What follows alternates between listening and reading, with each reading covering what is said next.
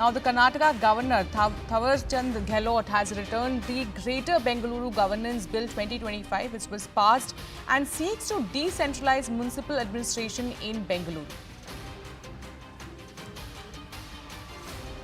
All right, let me now go back to my colleague Sudat Bhardwaj on this. Sudat, so the governor has in fact returned the Greater Bengaluru Governance Bill 2025. What is the reason that is being cited by the governor for this?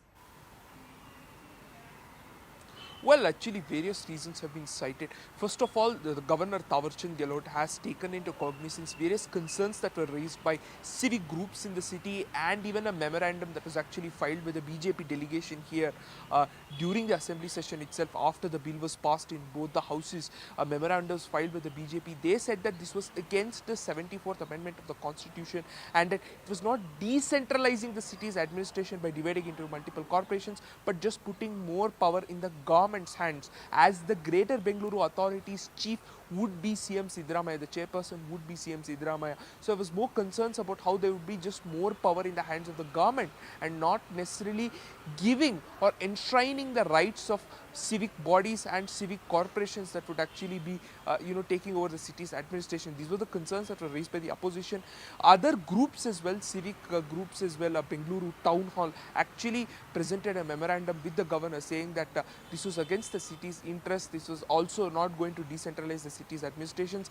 There were also concerns raised about the fact that Delhi too had a similar model, but it has not necessarily bore fruit in that regard, and that was why Bengaluru too would have similar concerns, and it would be a failed project if the city was to be divided into multiple corporations. So taking note of this, Governor Thaawarchand Gehlot has mentioned in the note that these considerations, these concerns by civic groups and the opposition must be taken into consideration, and clarifications must be provided based on these very concerns that have been raised by both the opposition and the civic group. And that was why he has sent a note asking for more clarifications in this regard. He has also mentioned that there were all of these concerns that are actually being raised by the opposition and a civic body here. So he has basically asked for more clarification to be given on these very lines based on the very concerns that have been raised.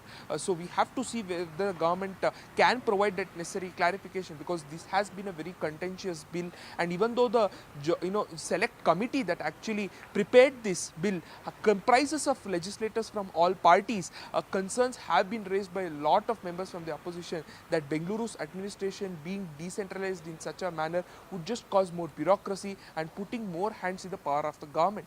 All right.